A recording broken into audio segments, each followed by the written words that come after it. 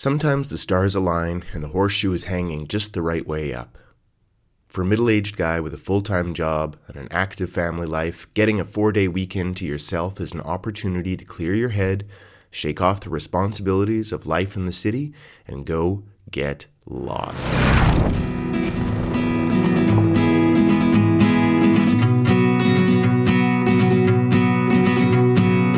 I bought this trusty KLR back in the fall as the snow began to fly, and with the break-in miles now achieved through daily commutes to work and a few adventure shakedowns under our belts, I was itching to get off the open road and clog some air filters on some dusty trails.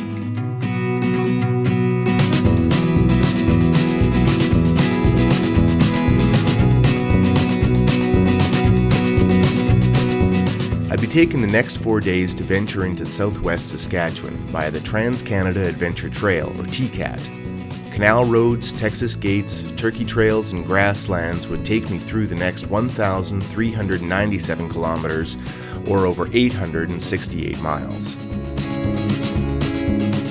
Starting just southeast of Saskatoon on Blucher Road, the Trans-Canada Highway meets the Trans-Canada Adventure Trail.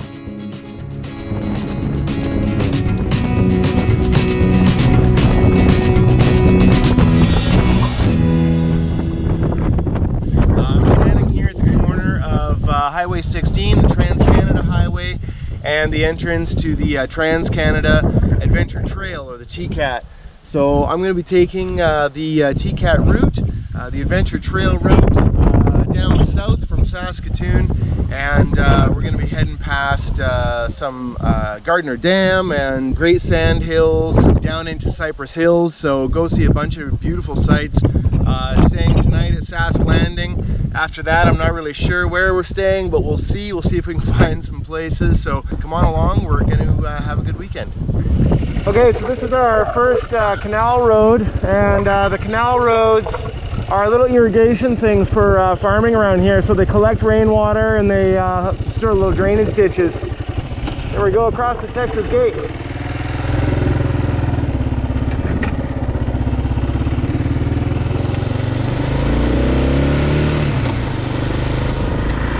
That's more like it. The canal roads on the first section of the journey were a kind introduction to life on the TCAT. These gravel and hard-packed trails linger along a system of irrigation canals throughout the wheatlands. Although I could comfortably get the chugging locomotive I was riding up to 60 or 70 kilometers an hour at times, deep ruts, prairie dog excavations, and sharp turns meant you needed to keep your toes poised over that rear brake and your eyes wide open. This first section of canal road spit me out at the north end of Blackstrap Lake, where I needed to navigate a tight and bumpy trail along the edge of the lake off the Blackstrap Access Road before returning to the gravel that took me through the resort village of Shields. From here I fueled up in the town of Dundurn as the next gas stop wouldn't appear for another 230 kilometers or 143 miles. Just south of Dundurn, the TCAT offers you a technical alternate route around Proctor Lake, which I was optimistically anxious about. But the route was now posted with a no trespassing sign, and I opted to take the grid road option instead of crossing the landowner. The standard route proved to be a beautiful little road allowance that followed a turkey trail through the pasture lands and crop fields. The hard-packed trail was rutted fairly deep, and keeping your tires from climbing the walls and catching an edge at times was challenging.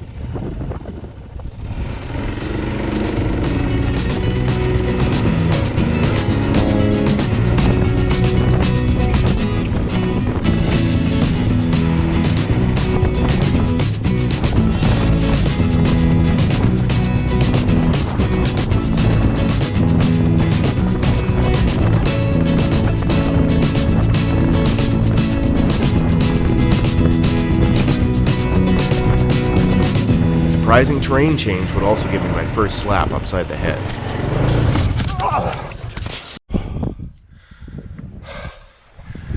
Okay, well, just had our first good dump.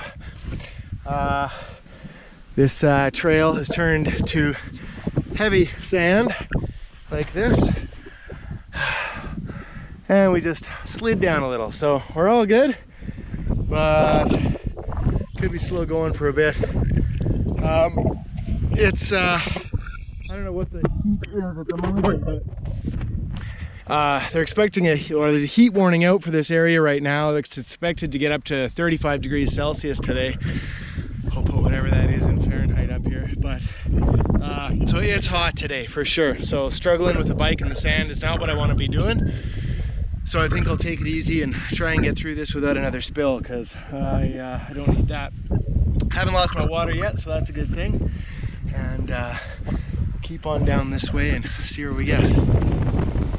Without further incident on the sandy road allowance, the route returned back to Canal roads and guided me south towards the Gardner Dam. But by midday, the sun was beating through the clear sky, and the slow-going, rutted, gopher-infested trails were lingering on and keeping my pace marginal at best.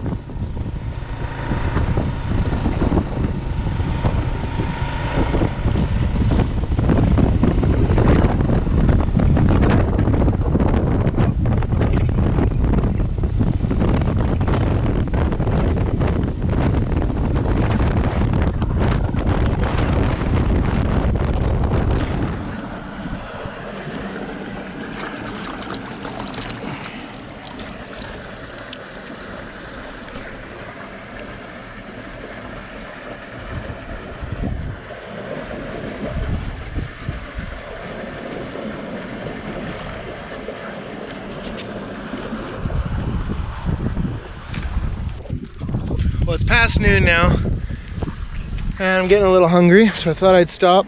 And we're just running along one of these little canal roads, so I thought I would stop and take a closer look and grab a little bite to eat.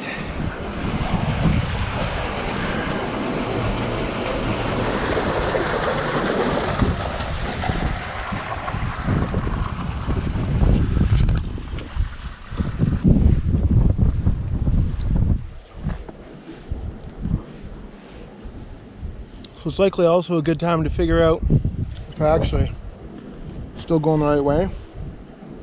About how far I've gone. Oh my goodness, I have not gone far, man. Yeah, so I'm not quite halfway and it's already almost 1 o'clock. We got to get a move on. So I'm gonna quickly finish up this jerky and have some water, and then we're gonna try and get some more speed going, so that we can get out of here and get to our first location. So just down the road here is going to be Lake Diefenbaker and the Gardner Dam. So check that out. The TCAT follows some gravel just north of the Gardner Dam, but shaking the expectations of purist adventure enthusiasts, I took the pavement across the top of the dam for a better view of the lake and the landscapes that it divides.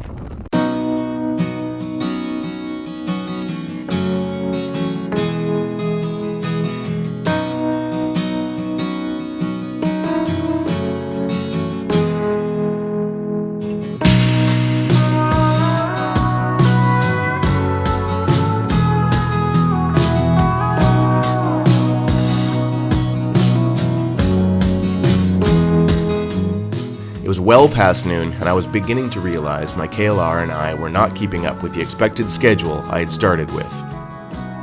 Having only achieved half the miles I needed to go the first day, I resolved in my mind to push harder through the remaining sections of the TCAT as it led me slowly, in a meandering fashion, towards the town of Kyle for fuel and on to Saskatchewan Landing, where I hoped I could camp for the night.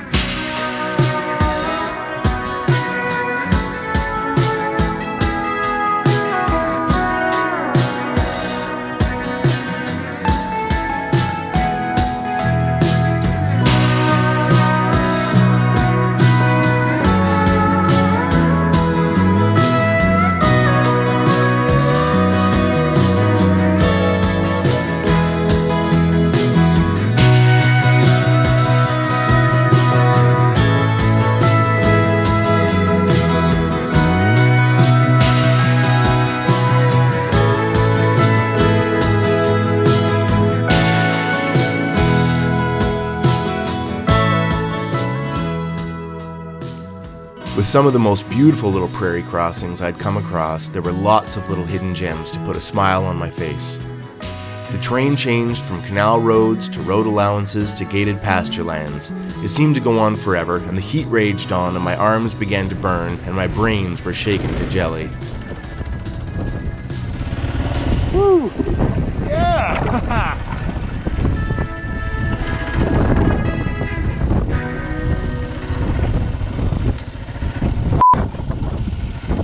When the trail seemed to lead directly into a large slough, my resolve remained strong, and I pushed forward, making my way around the outer edges, hoping I would be able to reach the other side and somehow circumnavigate the barbed wire fence and get back en route.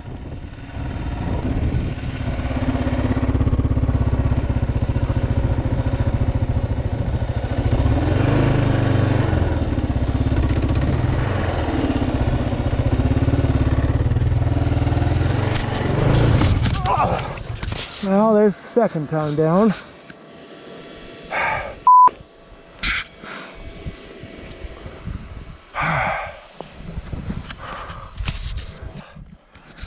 Okay.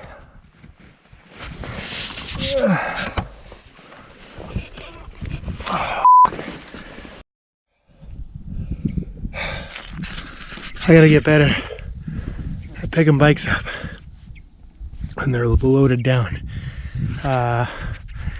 Okay. So this road is all flooded over. This trail is all flooded over because we have more moisture than normal this year. So I had to cut through this field here. Which looked like other people had been doing, but maybe not. Anyway, I ran into this guy with the front wheel, and yeah,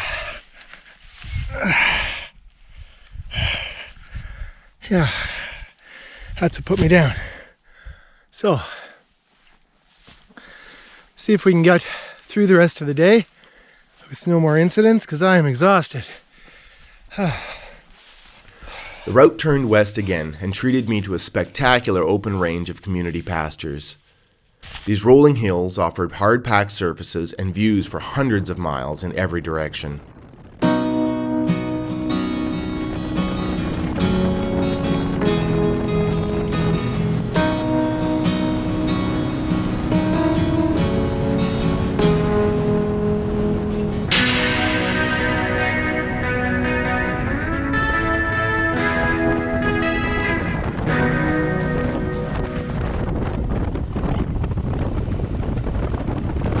After stopping in Kyle for gas, I pushed south on Highway 4 and finally came to my resting spot for day one. Well, we've arrived. The campsite is packed with giant trailers. That's okay. It's a place to stay. It cost me a bloody fortune. Insane. Park fees, registration fees, then the actual campsite fee. I think I spent, you don't want to know. It's insane. It's insane. But wild camping around here is a little difficult, and honestly, after a day like that, I just wanted to rest.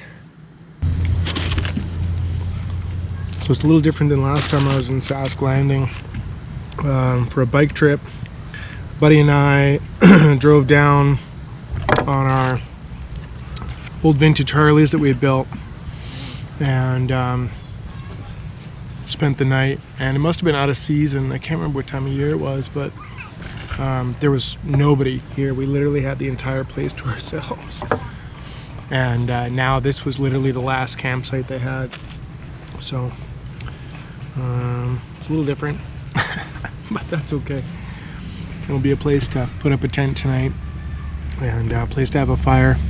They've got a good lake, so I might try and go swimming, and some good fishing in this lake as well. So I'm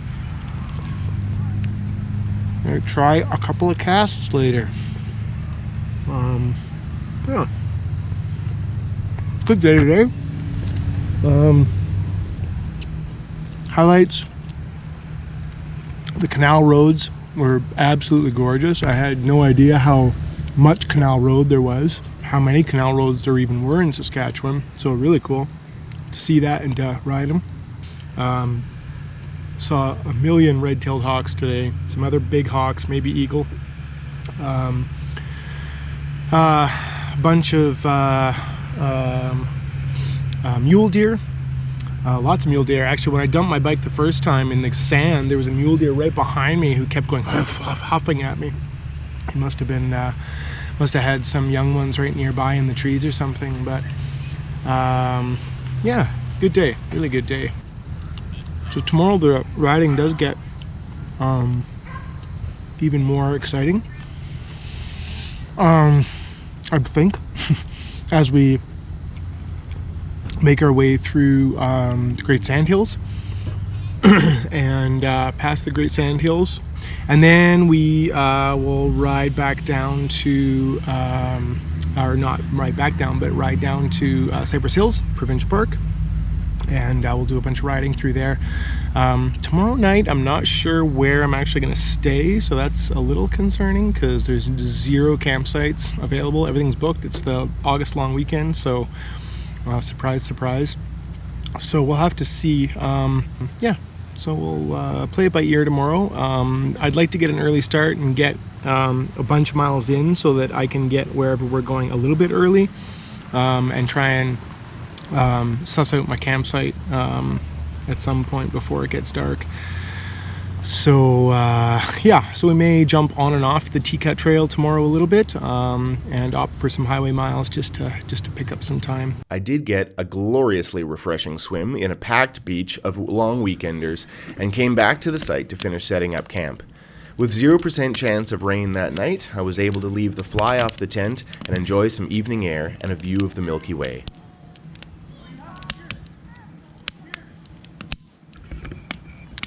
Well, fire's lit. I'm tired.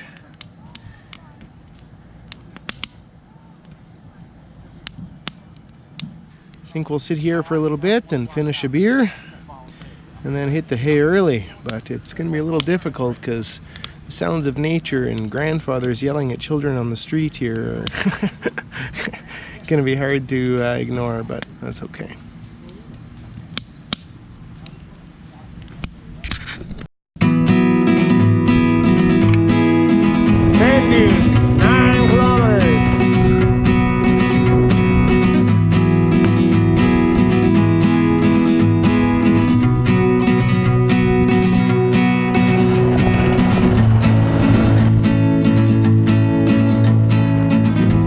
Antelope everywhere. Is there any chance you got a campsite? No.